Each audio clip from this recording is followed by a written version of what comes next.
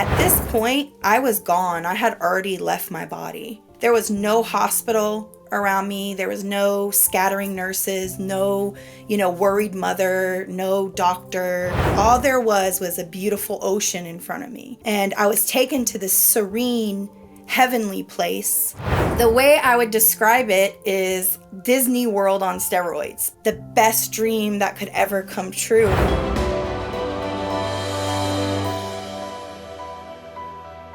Well, hello, Sarah Chippis. Welcome to the show. Now, I'm truly honored by you joining me today. I can't wait to hear the story. How are you feeling today? I'm feeling great. Thank you so much for having me. Thank you for this opportunity. And thank you for holding space. Thank you. Oh, beautiful. Well, absolutely. You've touched so many lives with your work, and from energy healing to inner child readings to helping people reconnect with the divine within themselves. For those just meeting you for the first time, let's talk, from the beginning. So take us back to the day where your story began. Wow. That question always is like a mouthful for me because, the story began really when our soul first ever incarnated in my own reasoning and belief. So I feel like things that I've carried on in this lifetime, a lot of it is healing stuff that my actual soul needed to do from maybe past lifetimes or just different dimensions of things that I've gone through my soul's evolution, right? So a lot of the times I like to start just with like childhood. I grew up in a Christian home, and so I have a relationship with Jesus, and I've always felt very connected with God and with the angels and with the divine. But also at home, it was very rough because we had very severe, harsh punishments, and I dealt with like neglect, abuse, and different traumas inflicted on me, even from my stepbrothers.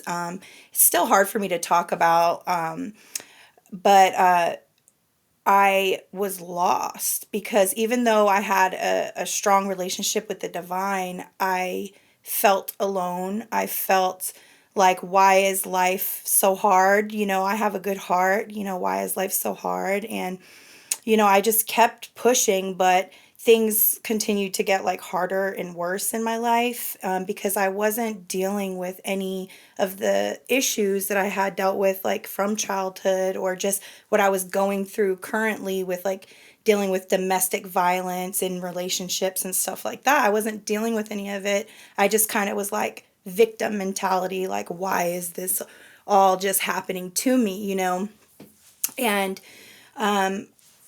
what really sparked me to wake up and to look at myself and to start reflecting and doing inner child healing, which was one of the first things I did to be able to gain some healing, was the NDE. And my near-death experience, it happened in 2017, July 6, 2017. And I remember the day so well because it was the day my son is born.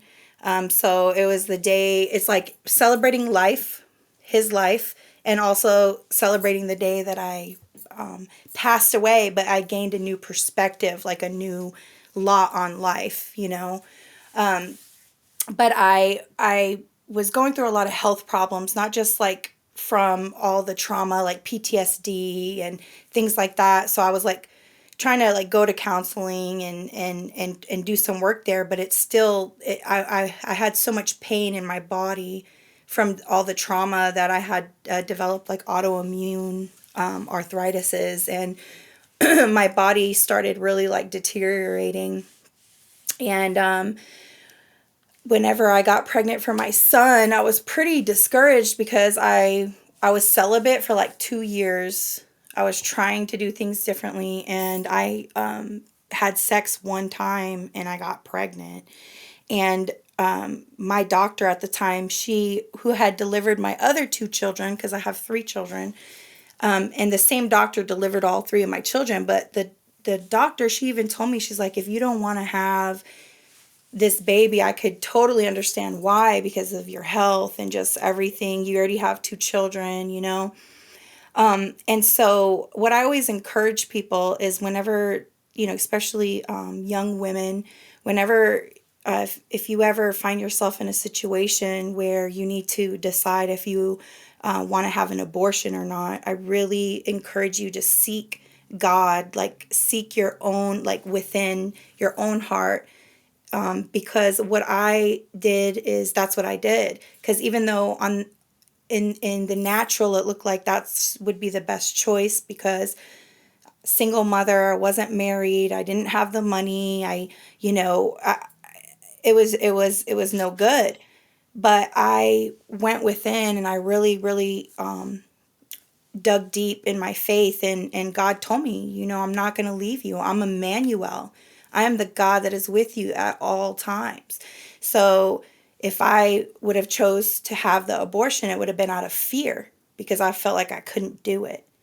And so I realized, okay, I can do this with God. Okay. So I, about a few days before the surgery, because I had a scheduled cesarean, so I already knew like what day I was going in, what time I was going in. But a few days before the cesarean, I started getting like a premonition that it was just like a ucky feeling in my gut. Like I was just like, something with the anesthesia is not right. Something is just not right. So I called my doctor. I called my high risk doctor. I let them all know, like, I'm just not feeling this. Something is not right, you know.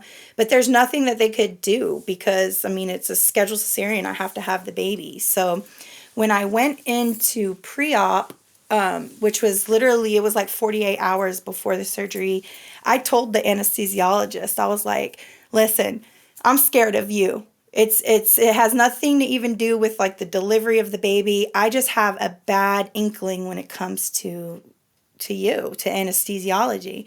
And she said, she just like reassured me, well, like you've had, you know, the spinal taps before with your other two. You've already done this twice before. You're going to be fine. We're going to make sure we take care of you.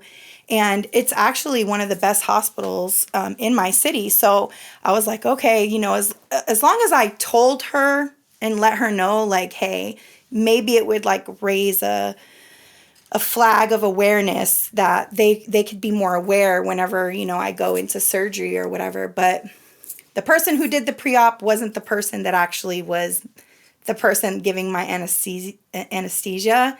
So that message was never even like relayed or anything like that. Um, so then like the day of the surgery came, and I went in and I just prayed when I was in the pre-op room, and they were just getting me prepped. And I was like trying to shake the jitters. I was like trying to watch TV. I was just praying, but like nothing was like easing the feeling. And so my operation nurse, they call it OR nurse or whatever, my operation room nurse, she came back to get me, and she was like, okay, it's time to go back for surgery. And we walked down the hallway, and my previous two cesareans, they had a wheelchair, and they wheeled me back to the operating room. So it was weird that she had me walk. I go, you want me to walk? And she goes, yeah, let's walk. And when we were walking down the hall, all I had on was my hospital socks and my hospital gown on. And it was, you know, very cliche, white, bright, cold hallway, you know. But it literally felt like the walk of death. Like, it felt like I just had such a bad feeling walking back. And it was probably like a 10-second walk. It wasn't, it was literally down the hall. So anyways, when I went through surgery, I was very aware of what was going on. Like, I heard all the nurses talking about their days, I heard the music playing in the background, everything like that. I even knew what tools my doctor was using. Like, I told her, I said, Dr. Sean, are you using shears on me right now? Because I felt like somebody was cutting into me with scissors. And she was like, she stopped. And she was like, are you feeling any pain? And I was like, no. She's like, you're fine then. You're fine. I love her so much. She's seriously the best doctor. But anyways, I didn't feel any pain. So they kept going, through the whole surgery. And whenever my son came out, he was almost 12 pounds when he was born. And so they took him, he was having some problems with his sugar levels and things like that. So they took him and I went into the recovery room. And when I was in the recovery room, that's when everything started. Like, what I remember is being like really, really thirsty. Matter of fact, I need a drink right now. I was so thirsty. Like, the nurse came in just to check on me, like right after surgery. And she was like, how are you feeling? How are you doing? And I was like, please, can I have some ice? Can I have some ice? I was like begging her for ice. And she's like, no, I can't give you ice. You have to wait till you get to your actual like room before I give you anything. And so I kind of like just passed back out to sleep. And my mother, my mom was the only one in the room with me. But I heard what woke me up was my mother was like, her hand was on the door like this, and she was screaming down the hall, and she was like, her heart rate is dropping like that. And I looked over and my vitals were plummeting. So like everything was like kind of like just everything was going down. My heart rate, my blood pressure, everything was going down. Next thing you know, there was like a whole bunch of like nurses scattering everywhere. And I just felt they were scared. Like I was kind of in and out of consciousness, and like I felt them while running around me, but all I felt was them being scared. Not like that they were like knew what they were doing and they were going to get the job done. It just felt like they were scared. They didn't know what to do. And the head anesthesiologist on the floor ended up coming in, and my mom, she was like, Sarah, the head anesthesiologist is here, and kind of like woke me up. But I wasn't really how I could explain it is like, have you ever been asleep but you're still kind of awake and you know what's going on or what somebody's saying but you're not there? That's kind of how I was. So it's like I heard my mom say like the head anesthesiologist is here, and then I remember like trying to look, and the head anesthesiologist was like he washed his hands and then he like walked towards me, and then he said to my mom like, her face looks ghostly white like that. And then he said to me, which it didn't register at the time, but what he said to me was, he said, you have morphine induced hypothermic shock.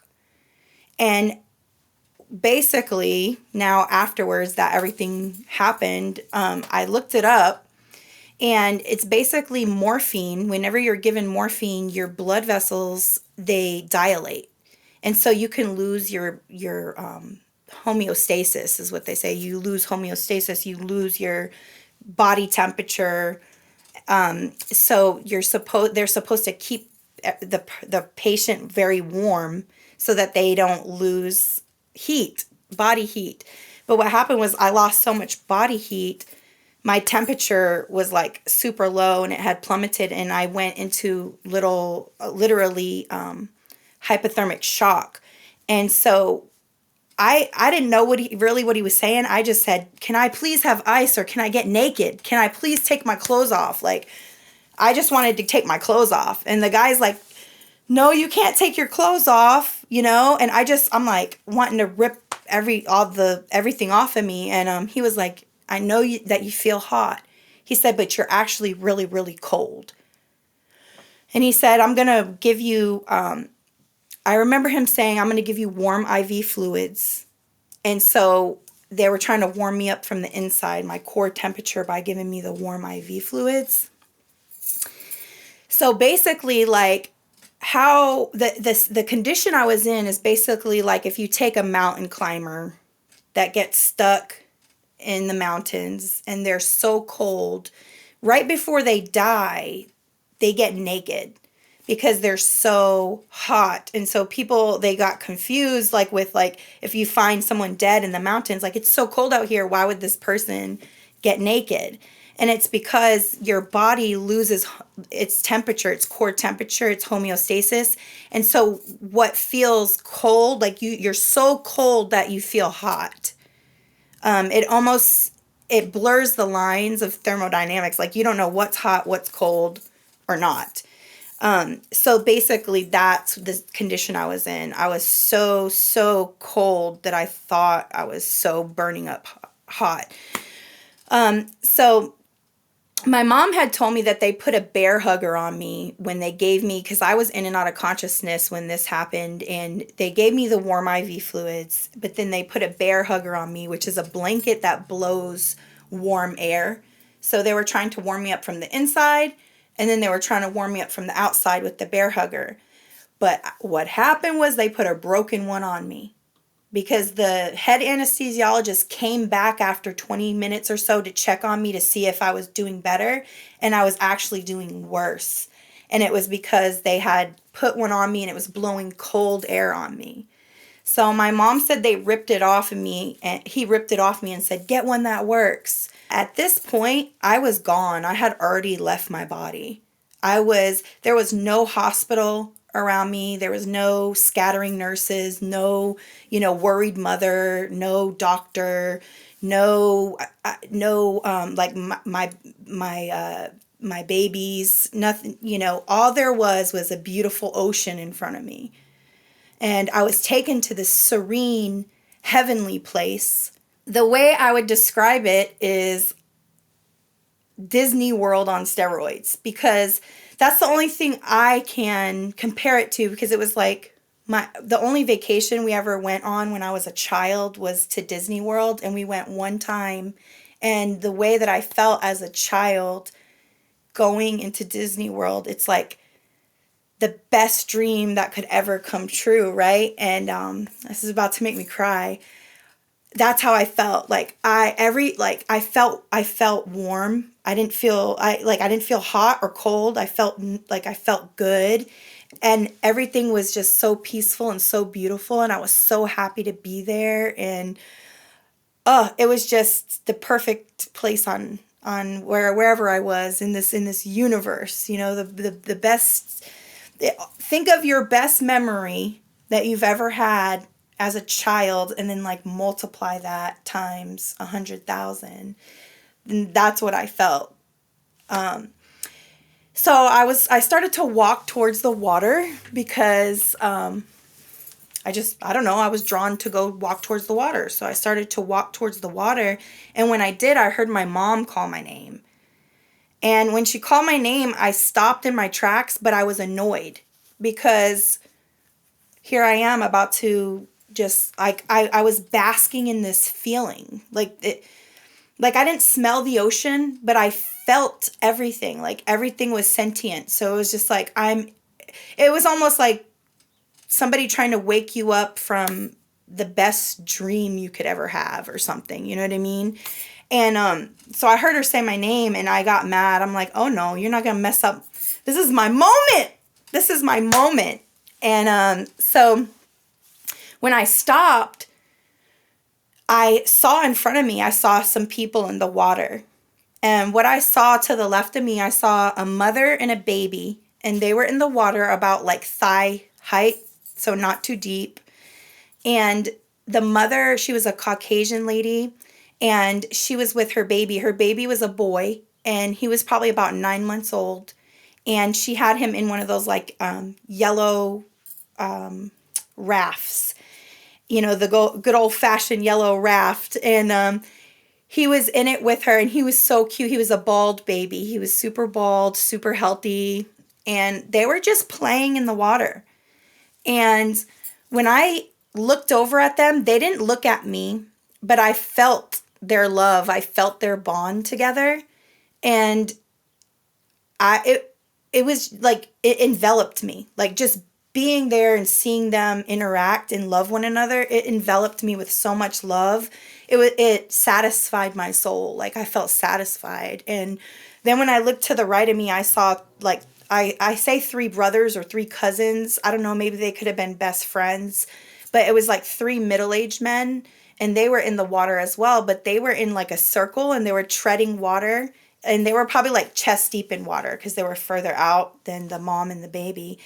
And they were just cracking jokes, like inside jokes. I couldn't hear exactly what they were saying, but they were like saying stuff that only each other knew, and they were calling each other like nicknames that only they would know. And it was such a brotherly bond, and I got to experience brotherly love. I was like I've never felt a camaraderie that strong ever. Like, and I am a mother with a child.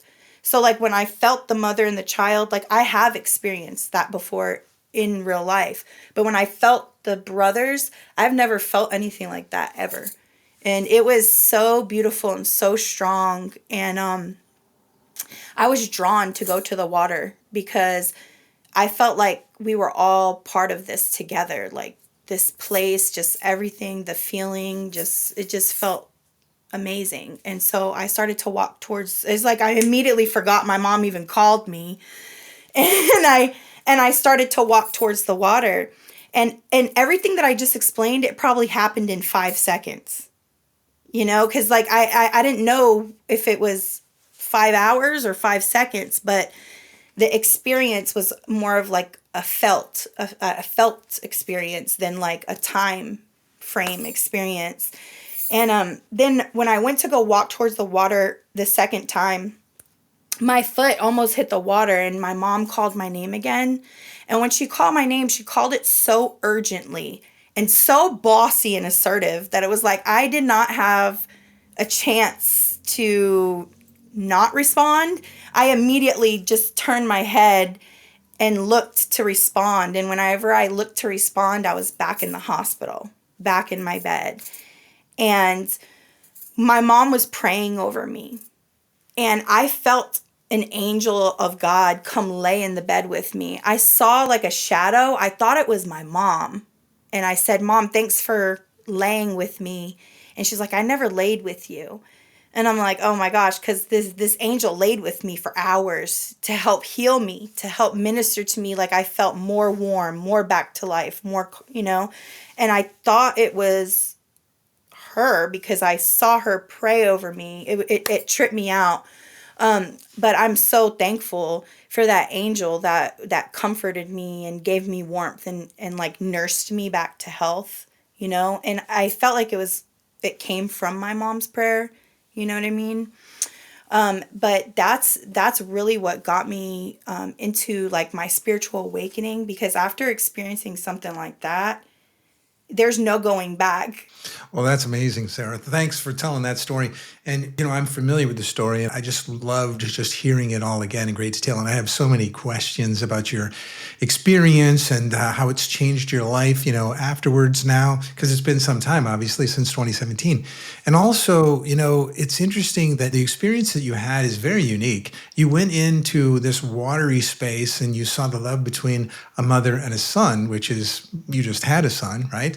And then the brotherly love, which, you know, some bros out there, you know, are getting along the way bros do. And that might be something you're not familiar with, but it's all from that space of love. But I thought what was interesting was they're in water. So what do you think the symbolism is of the water, kind of the portal that we might, because we come into this world through water, right? As we're born, you know, the water breaks and we're born.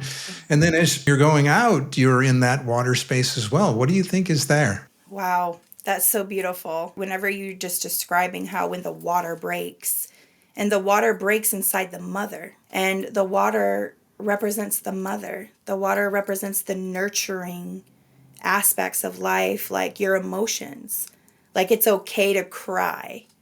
Whether you're a man or a woman, it's okay to cry because we all have that water within us. We come from that water. Most of our body is made up of water. Our DNA constantly being, I would say, reactivated or even reconfigured with water. Definitely water's a portal. And I resonate with water so much. I know that it's part of my destiny. It started with the fact that I'm originally from Rhode Island, and Rhode Island's called the Ocean State. I've always resonated with like mermaids and Poseidon and Neptune and ocean life, and my favorite movie as a child was The Little Mermaid.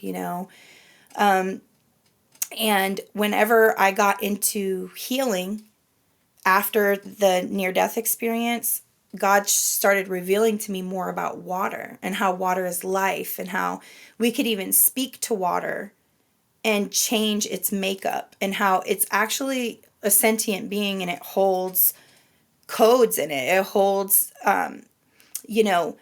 thing. Basically, since the beginning of time, it holds information. And I have such a strong relationship with the water. It actually is what I use to heal. Because like of all the trauma, like how I've talked to you about like the trauma I dealt with in as a child, and then also with domestic violence, and then going through the near death experience. Where I feel the safest is in water. So if I go to the hot tub or if I go to the pool, I feel held, and nurtured. Yeah, that's amazing. It's like, I don't know, we're 70% water, right? And I don't know if you've heard the rice experiment where you take 3 jars, mason jars, and you put a bunch of cooked rice in them with water in them. You seal them up. The first jar you write love on, the second jar you write hate on, the third jar you totally ignore. And for 30 days, you love that love jar and you give negative emotions to that hate jar, and the other one you ignore. 30 days later, you can see the effects on the rice and the water in there. The love is still white and nice and fluffy. The hate jar is starting to turn brown, and the neglected one is the worst. That one that gets nothing at all, is completely neglected, is just the worst off. And so the water influence in that experiment is very real. I've seen many folks do it on the internet. And obviously, if we are 70% water, you would imagine that experiment, the same experiment runs on all humanity, across the planet. And it's interesting how that affects us. When you did come back, and it sounds like you had a full recall of your NDE experience. It didn't come to you later. It was just like right there. What was that transition like? Who could you share that with, and how long did it take before these healing powers that you now have came out and allowed you to use them? So I didn't talk about it with anybody at first. I was still very wounded. I was very wounded. So I just focused on trying to feel better. And then when I started to process it, I remember telling my mom and then telling my kids.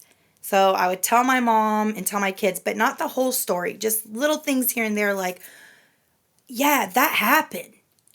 Like, oh my goodness. And then it got to where I started to tell them the whole story. So probably in about 4 years, it took me about 4 years to really even like talk to my family about it. In 2021 was the first time I talked about it publicly, and I was guided by Source to put a video out about the abortion story, I call it my almost abortion story, and then about my near death experience. And when I felt Source asked me to do that, I was like very intimidated because I didn't want to be vulnerable to the world. I wanted to just protect myself because I had already gone through enough, and I just didn't want to be vulnerable like that. And God was dealing with me about like, don't you want your story to have an impact? If it could help someone else, wouldn't you want what you went through to actually be for a reason? Not for nothing, doing it to help other people. And so I said, okay, I'll do it for that. If it could just help one person, then I'll do it for that, because I went through so much. If it can help someone, okay. So I created a YouTube channel. And then I went on there in 2021 and I shared my story of the almost abortion story and the near death experience. And I started really using my gifts in 2021. I've always had healing energy. I've always been that bright light. And in my family, in my friend groups, just I've always been that bright light. But bright lights can attract a lot of dark entities, especially if they're unaware of their light. So I would say that like I always had gifts, but I would try to not tap into them because I was scared and I was unaware of certain things. But after my NDE, I was able to really, really hone in and allow God to like take me to another level. But I had to do a lot of like inner work with my limited beliefs and inner child healing and stuff like that. And as I started to work through those things, then I was able to like basically like use like an alchemist these things that have happened and use them for a purpose. So in 2021 is when I started doing energy healing sessions and talking about my story more, doing readings for the collectives, like just messages with oracle decks, or just I don't even need the decks. I could just give messages. Source has messages to give all the time. So I came back, and the purpose is to basically tell my story and to let everyone know that you are more than enough and you can persevere through everything you went through. And there is the other side. There is another side to it. It does take death a lot of the times to get to new life, you know. It could be a spiritual death, a physical death, however you look at it. Things have to end for you to be able to start new. And for me, it took something very drastic, several times for me to be able to really hone in on doing this. And how is it that after your NDE, now you talk about having a relationship and experience with Source or with God? So, what is that like? Is it a knowing? Do you hear something? And then from that, what of these skills that you have heightened or magnified since then? And how are you using those to help people? Yeah, so I could always see in the spirit. I can hear in the spirit. People have all kinds of like fancy names for them, like clairsentient, clairaudient, and these things. But basically, I can hear in the spirit. I could see in the spirit. I just know. I get words of knowledge. And it's not something that I control. That's how whenever you're looking at somebody who's actually like a real intuitive prophetess or priestess, it's not something that I'm trying to conjure up. These messages come to me, and then I relay the message, but I could always see, hear in the spirit as a child, and it used to scare me. I would try to ignore the spirit when I was younger because I didn't want to deal with it, because I wanted to do what I wanted to do a lot of the times. And on top of that, it scared me because I would see like entities and things like that. So yeah, I have a whole series out called Supernatural Sightings of the Dark Realm that I have 2 episodes out, but I'm going to be putting out more. What do you think? Have you gone back far enough to figure out if this is tied into your Greek heritage? And, is that the influence on your Mediterranean goddess name? Yes, it is. So as I would say like each year that I dive in deeper and deeper with Source, it's like another layer is revealed about like who I am, or, what God has put in me. And each of us have this. It's not like me better than someone else. God has a blueprint for each of our lives, and he's put things in us. And a lot of it is tied to our ancestry and things like that. And God will reveal these things to you as you spend time meditating, spending time being quiet, listening, being obedient, meaning it's not saying we don't have free will, but saying, okay, I learned from the last time. Let me do things, differently this time. So basically, when I first started my channel, God gave me a new name. He said, okay, your name is Sarah. And she, source, told me, your name means princess. Sarah means princess. So you're already royalty, God said to me. And I was like, okay. And then God was like, I'm going to give you a new name. I don't want you like Sarah is like when you were a kid, how people know you, like who you were. But like when you go on and you're giving people messages and you're delivering your story, like who are you? And I am Greek heritage. My family is from Athens, Greece. And so I immediately heard in my spirit, Mediterranean goddess. And so I was like, okay. So I started to embody this aspect of myself more and more. And as I embodied that aspect more and more levels of healing, more opportunities, more people wanted to talk about the near-death experience, more people wanted to talk about inner child healing. So it was opening more. And so I just went with the flow with that. And then one day, Source, when I was meditating, spending time, and I was in deep, because sometimes I can almost like trance out. It almost feels like a trance out. And my ancestors came to me and told me about Delphi. And I started to look up Delphi. And Delphi apparently is either I've had a past life there or my ancestors are from there. But that's where the original oracles came from.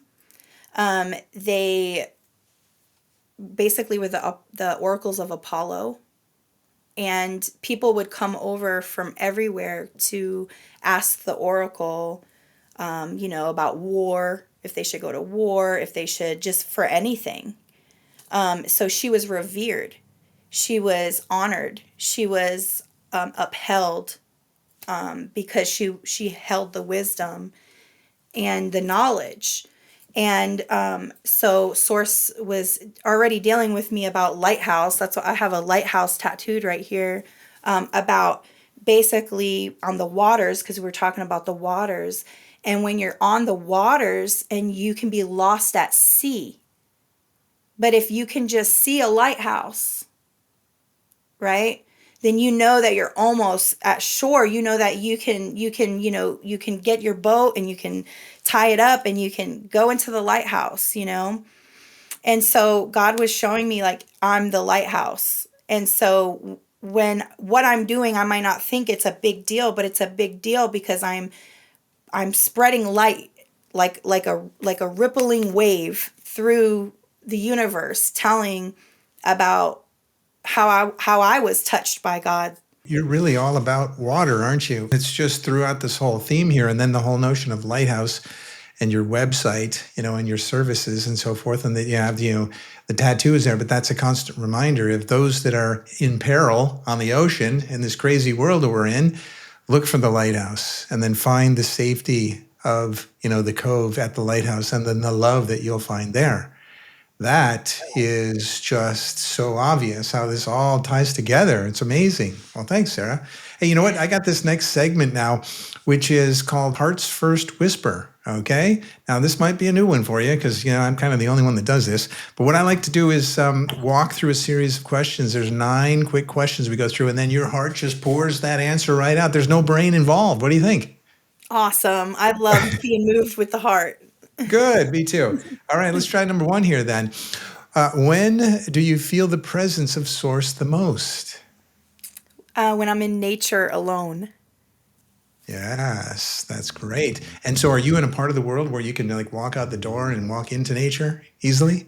I don't care if it's a patch of grass. If I find a square patch of grass, that's enough. Right, with like a cricket and a ladybug, and then you got a full day right there, right? Yes. Cool. Number 2, what does preparing your heart mean to you? Beautiful question. Preparing your heart would mean to allow God to purge out all the junk, all the things that you've held on to that you thought were you and your identity, and allow it to fall away and allow the purity of your heart to stand strong. And to me, that is preparing your heart. Beautiful. Yeah, because the world is going to come at you. And in some ways, if you have equanimity and you're good with what is, you find yourself enjoying every single experience you have because mostly we're learning from those experiences and we gain that wisdom. That's great. Number 3, when was the last time you truly forgave someone and what changed afterward? Wow. So, what I've been working on is actually forgiving myself for my ignorance because before I awakened, I thought life was happening to me when I was actually part of it. I was co creating with God the reality that was happening. And I had to really take accountability and responsibility. And it hurt.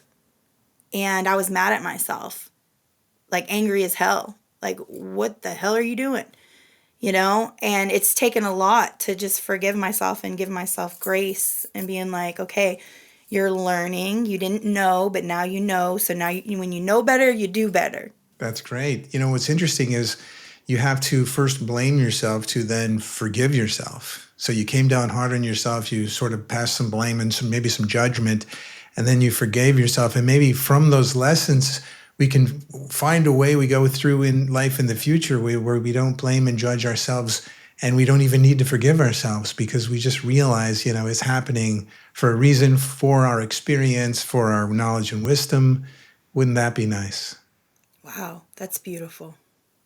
And number 4, what's one sign or symbol that always reminds you you're on the right path? I always see cardinals and I get so many synchronicities. If you guys want to follow me and go on my YouTube, you guys will see I will do signs and synchronicity videos because the angel numbers, I always get angel numbers like 1111, 222, 333, 444, and then I always will get certain spirit animals. And so the one that I love to see the most and then that I know I'm on the right path is the cardinal. The cardinal, yeah, the bird. Yeah, that's great. Sometimes we'll see white butterflies and you kind of attribute that to potentially a visiting spirit or something. So that's great. And next is what kind of love were you missing before the NDE? I would say self-love. I was missing self-love, and I was also missing the the dynamics of love, because love is not, a lot of the times we see love as just like black and white, and there's so many different, like me and you coming together right now and having this conversation, we are exchanging and giving love to one another, giving light to one another, and so there's so many different types of love, and how it's cultivated from within. So it was even though I wanted love so bad, I wanted to experience love so bad because I was a loving person, but I wasn't giving it to myself. And so I've had to really, really learn about giving love to myself so that I can experience different loves with other people, whether it's just, with my child or with a significant other, with, being vulnerable on here for the world. That's right, to share this experience, which, like you said earlier, if it helps even one person, it's without a doubt more than worth it. And how amazing it'd be if it helped even more. So before your NDE, you were missing that love for yourself. And how has that changed now? It has been a journey, let me tell you. Everything has changed. My whole life has changed just by taking every single day and trying to love myself correctly. Putting my, a big thing is becoming connected back to my body, because a lot of the trauma and things I went through, I disassociated. So being able to actually even connect with my body has been a huge thing as well. So, speaking of love, let me ask you this. So, what did you feel when your mother called your name that second time?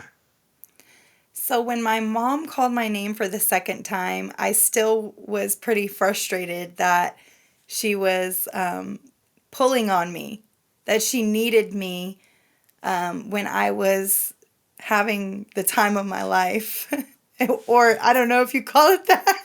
Well, your NDE experience is amazing for sure. And on that side, it's always described as just pure love, magnified by such a high degree. When your mom calls you, you may have felt like, that's my mom. I got to listen. And you certainly would have reminded you of your love for her and of your children, the two that you had already, I would imagine. Yes, it was actually more than the love. What I felt was I had to go back. I felt like she needed me. I felt like it was urgent. It felt like an urgent phone call. There's no, I mean, if my mom's giving me an urgent phone call, I'm answering. And it is because I love her. But it was more out of an urgent response than out of like missing her, because I didn't feel like I missed her or my children because I felt like they were already with me. That's good. And you did. And it's interesting when you came back, I would ask what part of you had died and then what part was born in that bed. That is the best question any podcaster has asked me. What died? Oh my gosh. Whew. Man. My old self died. Everything that I didn't want to live with anymore. I was not thankful for the life I was experiencing. What died was already the parts of me that were dead, that I didn't need anymore. I would love to say that it was one wham bam and that was it and I didn't have any more, but it was just the beginning. It was just the start of unraveling everything. So afterwards, I mean, I had to, it was literally like learning how to walk again, learning how to, even though I didn't physically have to learn how to walk again, even though I was still, I had a lot of healing to do physically afterwards, but it was more of the old ways of my karmic patterns, of the ways that I was doing things, not loving myself, allowing people to mistreat me, allowing, being around narcissists all the time, and just giving people excuses because they were my friends or my family, and, living for everybody else, and it was just the beginning. It was just like a light switched on. And then I had to rebuild. And that's what I'm still in the process of doing 8 years later, is trying to rebuild and build something new from the death, from the demolition. How Source showed it to me is like, okay, you had an old creaky house. We bulldozed that whole creaky house, and that was a lot, but then we had to till the ground. We had to do the whole ground, then we had to lay the foundation, and then now I'm over there just trying to get some framework up and some integrity for what God wants to build through me now, so basically a old creaky house died, and we're building a new one, a mansion. Well, that's a great metaphor for that for sure. And, I wonder when you're on the other side, as you connected with your higher self, your soul, God, source, what was the message to you for that part of you that used to feel unloved? It's that we are deserving of love and worthy of love, and we're enough just the way we are.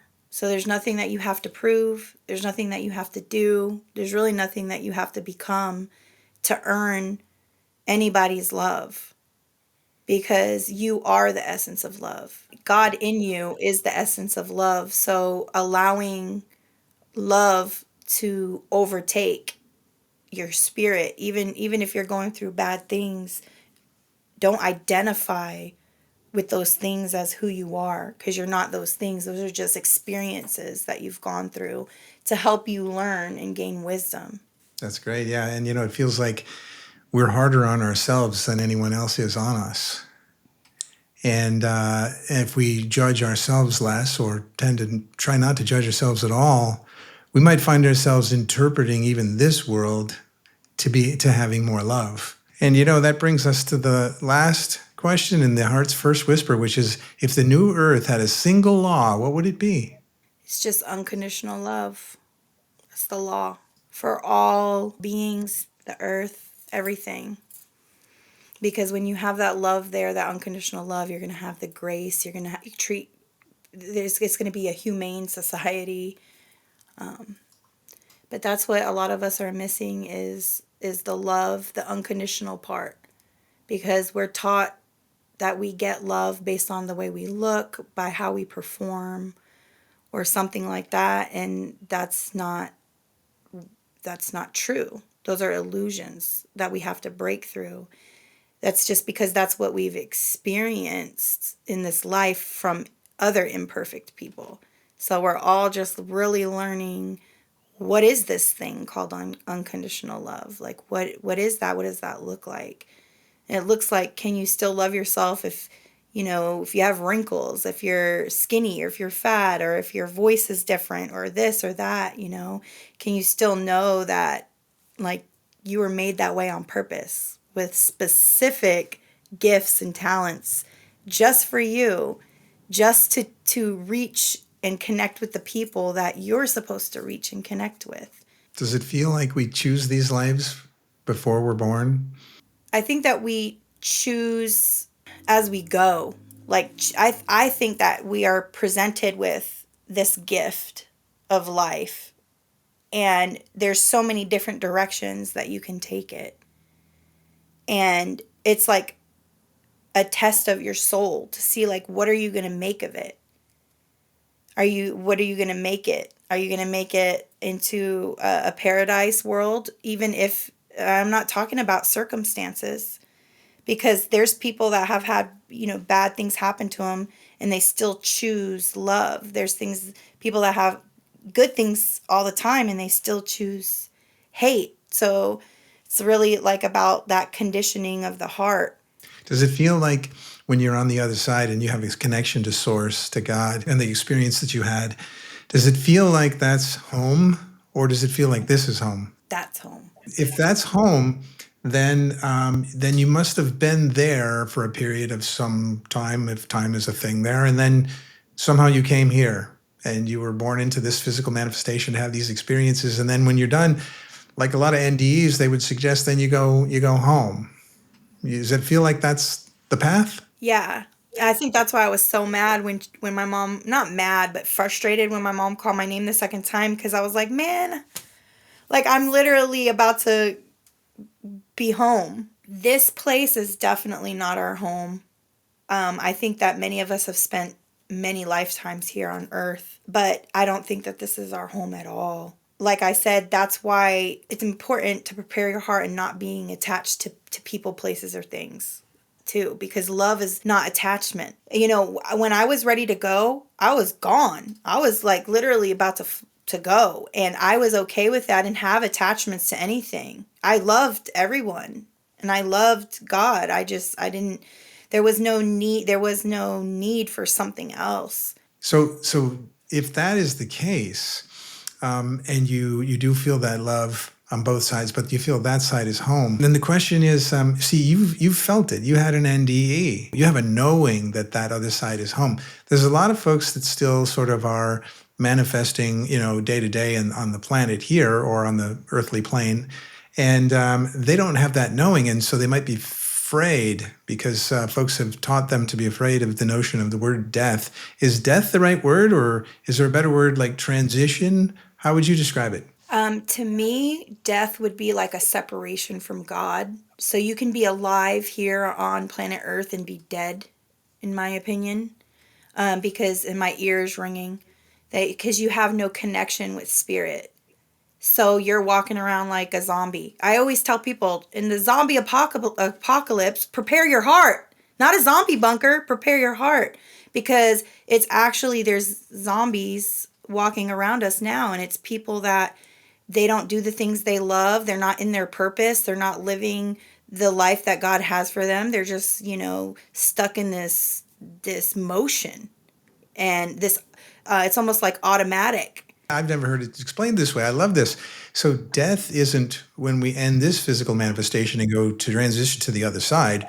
You're saying, no, let's use that word for something else. Let's call death you in this physical manifestation that we call life, but you're just not living life. You're Yes. actually super negative energy and all that's actually death. But if you had high energy and you were just loving life and all those around you, and then you smoothly transition to the other side to go home, you actually never experienced death. That's a great definition.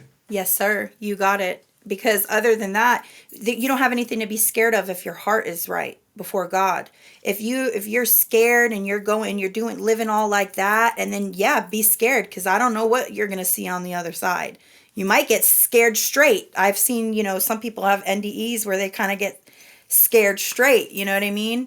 But definitely, I feel like that the reason why I got to experience the purity of the experience that I got to experience was because even though I had hard circumstances and I wasn't happy, my heart was still pure. Death would be to me like a separation from source. That's great. A separation from source while you're sort of what's so-called living in this space. And that is actually death. But if you're connected as you are all the time, and you certainly are during your transition to go home, then you actually don't experience death.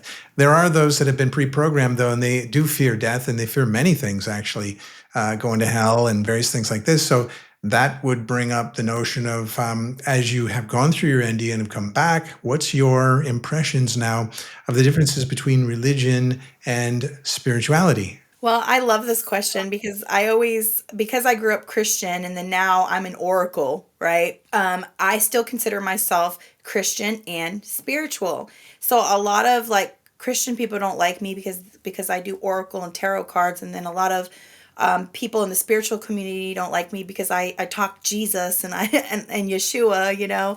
So I always think that is super funny, because being someone that wants to be loved and accepted, I'm basically outcast from both groups of people. So I'm hearing that you're outcast from both religion and spirituality, but you're still reaching into both of those worlds, right? And the problem they each have is probably that you're not entirely one or the other. It's like pick a religion, pick a politic, whatever.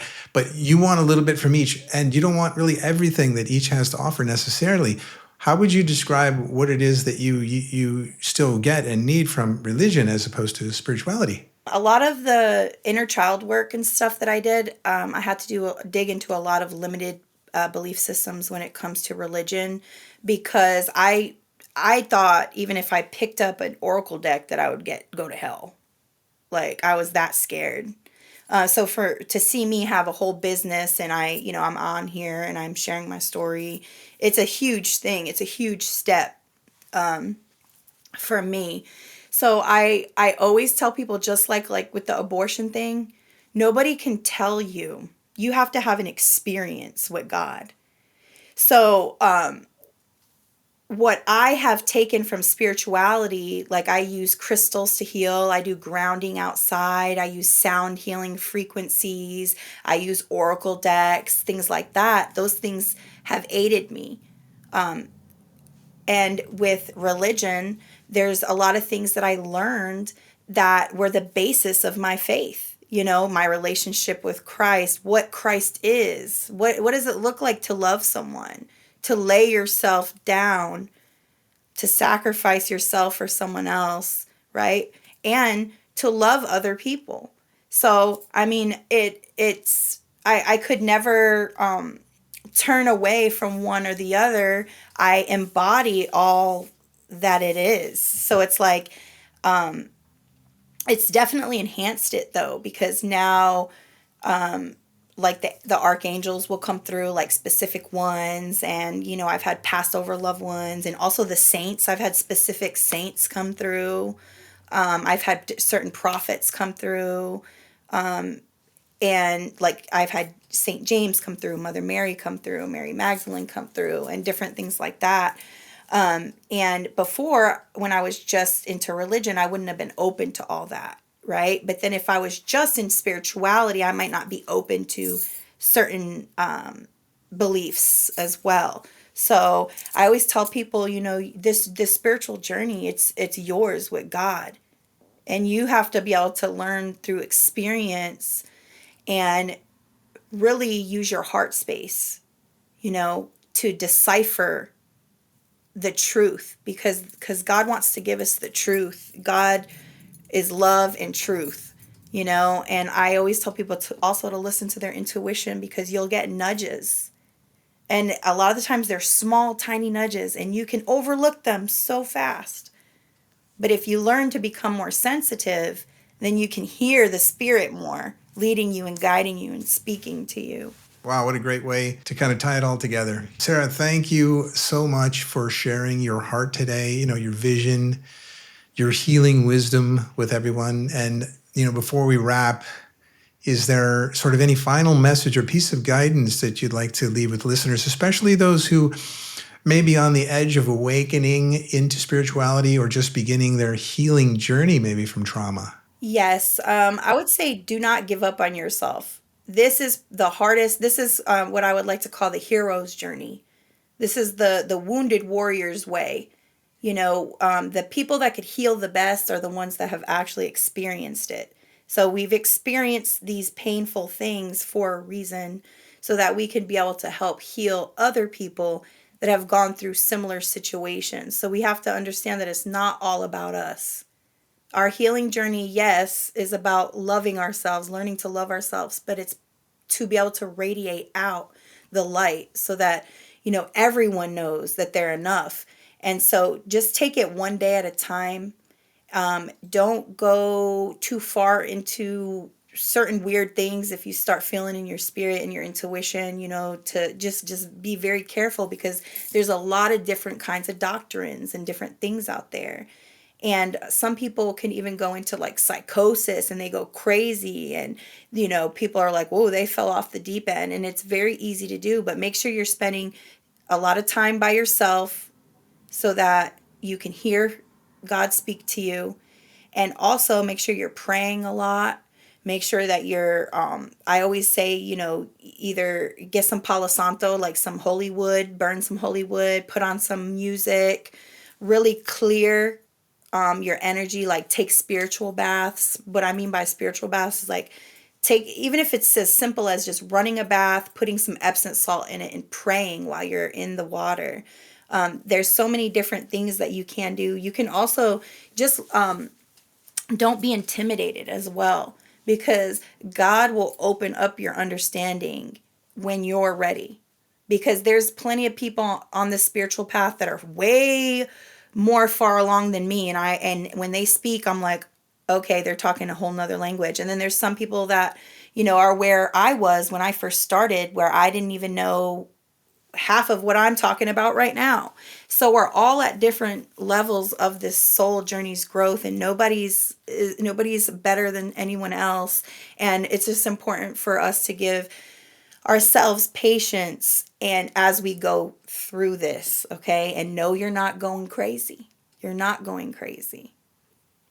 Well, I can really relate to that. I totally think that people are at all different levels, and somehow they just happen to stumble upon just the right video or the book or the audible that's just right for them at that moment in time.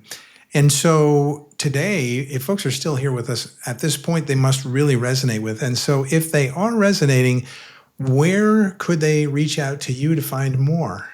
Yes, I know you guys are still here resonating. So if you want to reach out to me, you guys could go to my website at lighthousedelphi.com. You can email me. All my information's on there. I even tell a little bit about myself.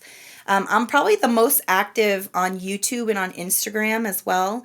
And all those links are on my website, so you can go on there and find me there. And also, I just came out with an anthology. I'm a first time author of Touched by the Light. You could find this on Amazon. And this was a book about my near death experience on here as well, which basically took it to a new level for me, because it's one thing to talk about it with others, but to actually write it down and relive it, it was something beautiful. So definitely check this book out if you guys can. It's like $10 for the PDF, and it's $20 for the softback. And I think that you guys would be touched by it, or at least maybe guided or led. There's like 6 of us authors from all around the globe, from Australia to South Africa to America. And we came together. It's 6 separate NDEs, and mine is on there. And the name of my chapter is called Water Portal. Nice. Well, you could put so much more in a book like that than you could put in an hour-long podcast. This is just a little sort of teaser of all the value, not only in your story, but the other 5 stories in the book as well. And I love the water theme that you have here. It's all about water. It's so amazing. And the Lighthouse Delphi, and if you're out there in those raging waters, come to the safety of the cove with the lighthouse at Lighthouse Delphi. Thank you, Sarah. Thank you so much, sir. It was so nice meeting you. You are such a pleasure to be around. Yeah, well, likewise, I'm sure. And you know what? Thank you for joining us on this profound journey today. If you found this conversation enlightening, like I think we both did, be sure to like and subscribe and share. And as always, keep questioning, keep exploring, and go beyond the illusion. Discover your true self. Take care, everyone. Bye for now.